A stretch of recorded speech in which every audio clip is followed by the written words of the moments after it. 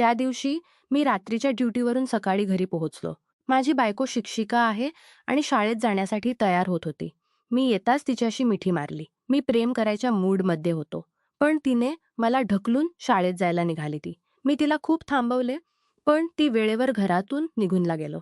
अंग फ्रेश झालो आणि रोज झोपला तयार होऊ लागलो. मनात विचार येत होता की आज प्रेम करता आले असते तर कदाचित चांगले वाटले असते. तेव्हा अचानक दाराला ठोका आला आणि मी चोर पडलो. खूप गाढ झोप येत होती. मी त्रासलेलो होतो की यावेळी कोण आला असेल. मी दार उघडले तर समोर एक बाई उभी होती. सुमारे 25 वर्षांची एक गावठी बाई पाहून मी विचार केला कदाचित काही मागायला आली असेल. काय हवे?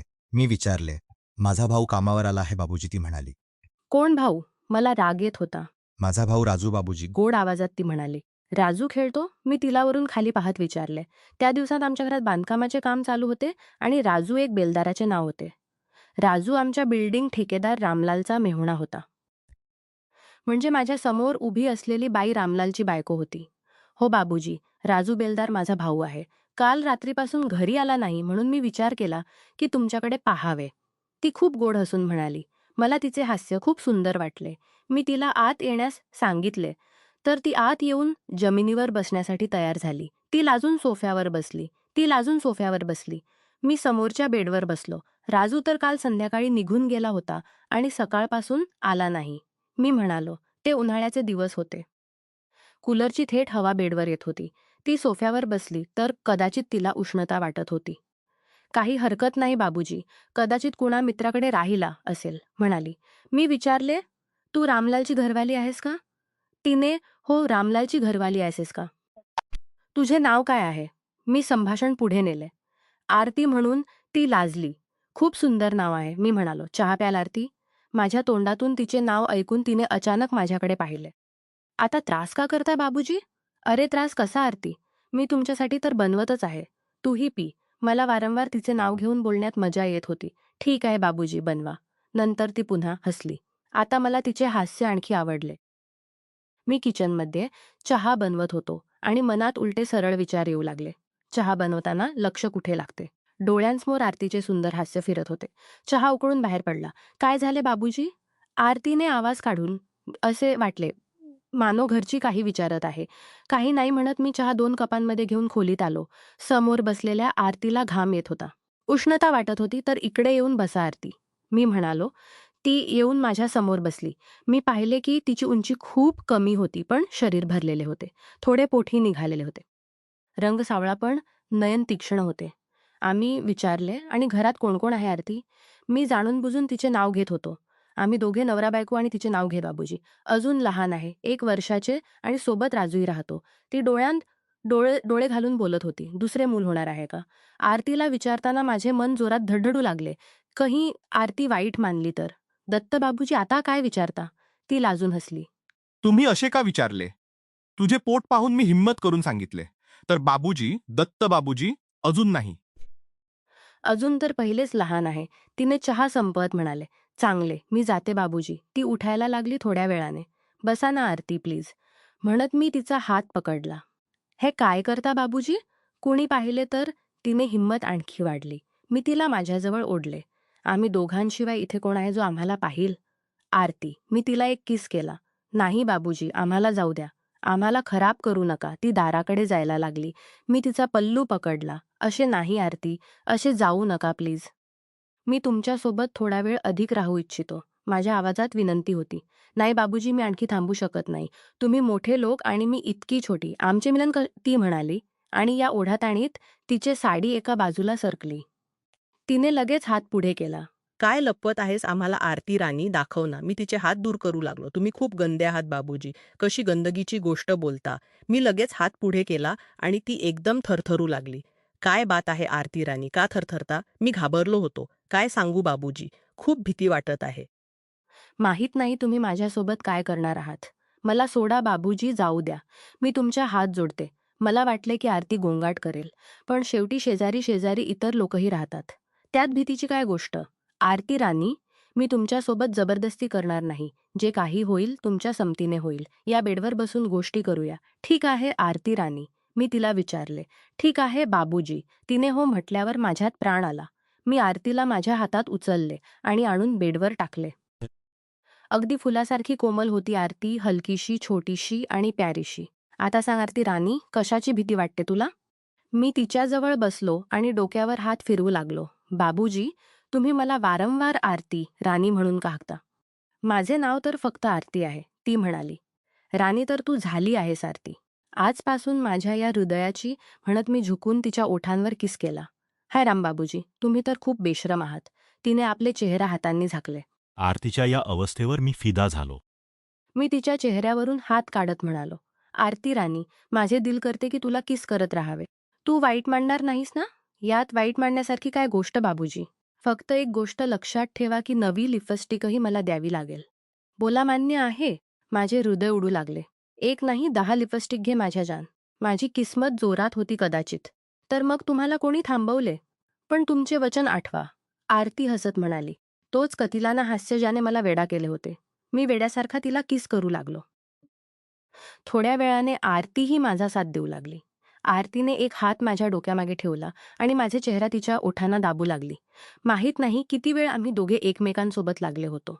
जेव्हा आम्ही वेगळे झालो तेव्हा मी म्हणालो, आरती राणी, माझे मन करते की तुझ्या या कोमल कोमल भागांवरही किस करून द्यावे. तर मग तुम्हाला एक पावडरचे डबेही द्यावे लागेल बाबूजी, म्हणत आरती खिळखिळा हसली. काय नजारा होता तो. आरती हसताच मानो सगळ्या कामात मोती विखुरले. माझे रोमरोम खिळले. काय एखाद्या बाईचे हास्य इतके सुंदरही असू शकते? मी तर तुला सगळे मेकअपचे सामानही देईन माझ्या जान, आणि माझ्या हातांनी तुला दुल्हनसारखी सजवीन, म्हणत मी तिच्या गळ्यावर किस करू लागलो. खरे बाबूजी, तिने मला जोरात मिठी मारली आपल्या हातात. आणि बाबूजी, तुम्ही किती प्यारी गोष्टी बोलजी. मी आज खरोखर तुमची आरती राणी झाले आहे. मी आज खरोखर तुमची आरती करू लागे. आणि तीही मला बेतहात तिच्या गळ्याखाली ठेवला. आरतीने कोणताही विरोध केला नाही.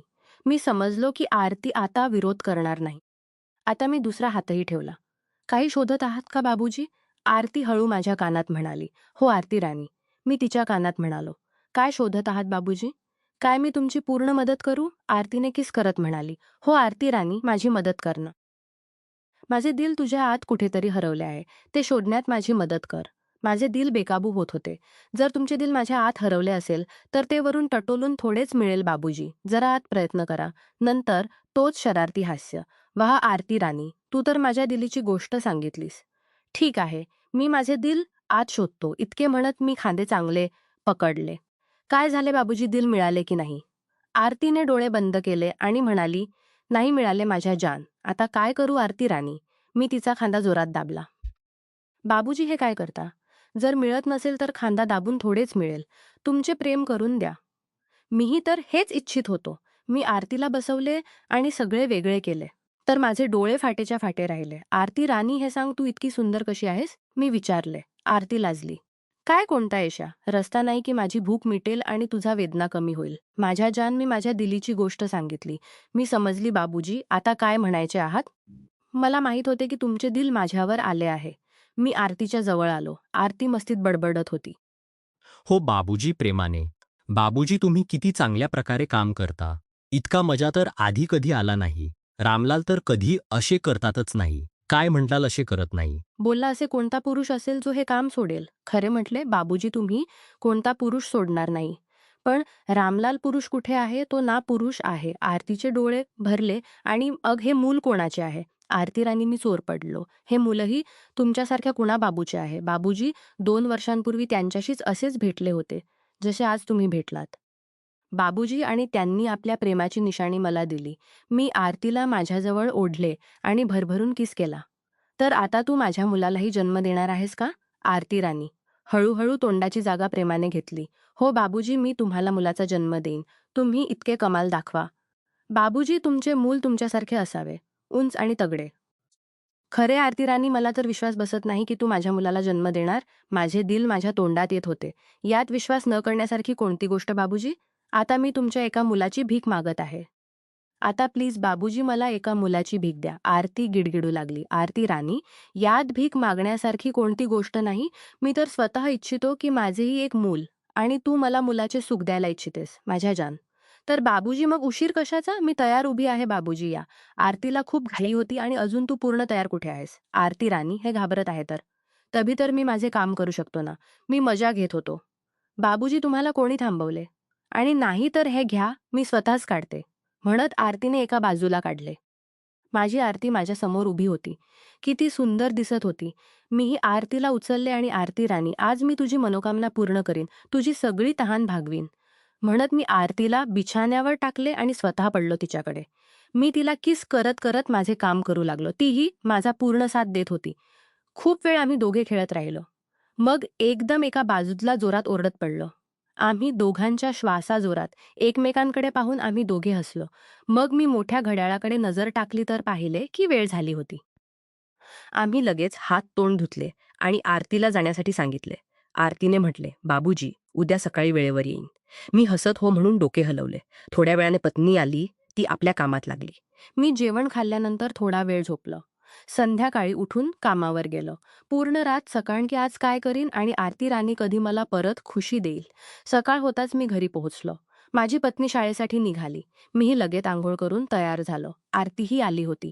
आम्ही लगेच आपल्या खेळात बुडालो.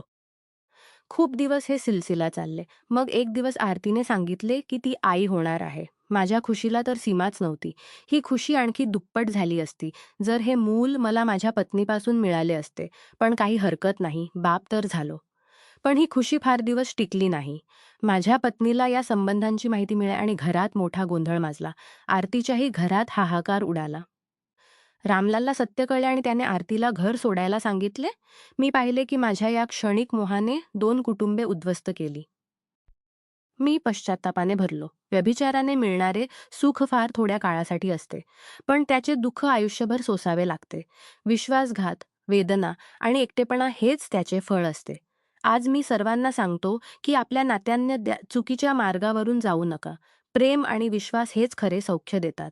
नमस्कार मित्रांनो, तुम्हाला ही कथा आवडली असेल तर चॅनेलला सबस्क्राईब करायला विसरू नका. आणि यापेक्षाही अधिक रंजक व्हिडिओ पाहण्यासाठी माझ्या चॅनेलवर नुकताच अपलोड केलेला नवीन व्हिडिओ नक्की पहा. तो तुम्हाला खूप आवडेल, अशी मला आशा आहे.